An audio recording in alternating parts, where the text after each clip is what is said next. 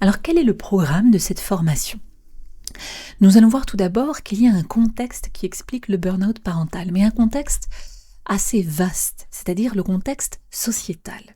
Nous nous intéresserons par exemple aux injonctions, aux pressions qui émanent du corps médical, ou bien des médias, de nos familles, etc. Et il y a tout un contexte qui explique peut-être que le burn-out parental soit plus connu, peut-être plus recensé au XXIe siècle qu'il ne l'était peut-être au XXe siècle. On comprendra pourquoi. Il y a vraiment des différences entre les deux siècles, du point de vue des mœurs, du point de vue justement des injonctions dont je parlais. D'autre part, nous nous intéresserons aux mythes, c'est-à-dire aux différentes croyances qui sont véhiculées autour du burn-out parental, qui sont d'ailleurs pour beaucoup erronées. Effectivement, il y a des préconceptions qui ne sont pas forcément justes. Nous tenterons de définir le burn-out parental. C'est un peu plus compliqué qu'il n'y paraît parce qu'il n'y a pas de définition très précise. Il en existe, mais qui ne sont pas tout à fait théoriques. Donc on va essayer à partir de la recherche, à partir de ce qui a été étudié, de constituer une véritable définition. Qu'est-ce que c'est? Nous allons étudier les symptômes, qui sont pour le coup actés par la recherche. Nous allons essayer de mieux comprendre le burn-out parental, qui est donc plutôt considéré comme un syndrome. Nous nous poserons la question du pourquoi suis-je un burn-out parental? Pourquoi moi, par ailleurs, et pas un autre parent? Nous verrons qu'il existe tout de même des points communs entre les différents parents, même si force est de constater que chaque burn-out parental est unique, est différent. Il dépend de notre histoire, de notre contexte de vie, des circonstances dans lesquelles nous nous trouvons à ce moment de notre vie. Mais il y a des points communs, voilà, et nous les évoquerons, bien sûr, il y en a beaucoup.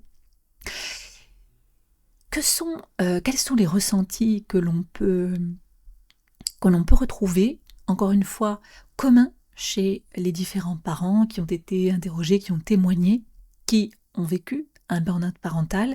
C'est intéressant de savoir quelles sont du coup les pensées, les perceptions, les émotions, les sensations d'une personne en burn-out parental. Ça nous permet de constater que c'est un vécu qui est très intense. Souvent, c'est ce que nous disent les parents, c'est-à-dire les gens ne comprennent pas à quel point c'est difficile. Et ça nous permet peut-être de le quantifier. Bon, il y a d'autres éléments issus de la recherche que nous aborderons en ce sens. Comment peut-on s'en sortir?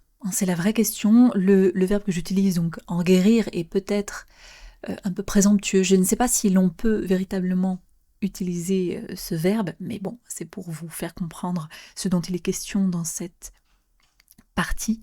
Il existe énormément de solutions qui ont été étudiées par la recherche, des protocoles, il existe des formes de thérapie, et nous allons vraiment aborder tout. Il y a un travail sur soi, il y a beaucoup de choses, mais gardons à l'esprit qu'il y a des choses que l'on peut plus facilement mettre en place une fois que l'on va un peu mieux, et qui sont plus difficiles à mettre en place au moment où l'on le vit de manière assez intense, au moment où il s'agit d'une urgence.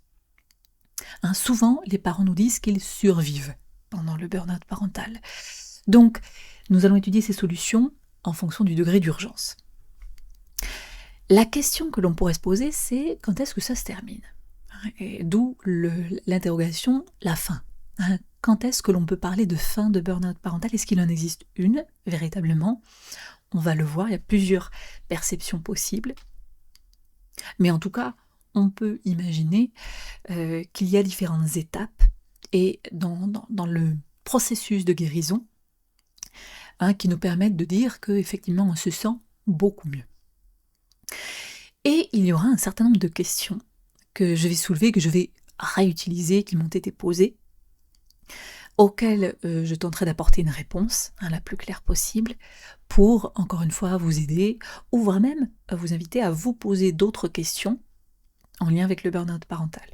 Parce que l'objectif, c'est que vous soyez un petit peu acteur, actif pendant cette formation.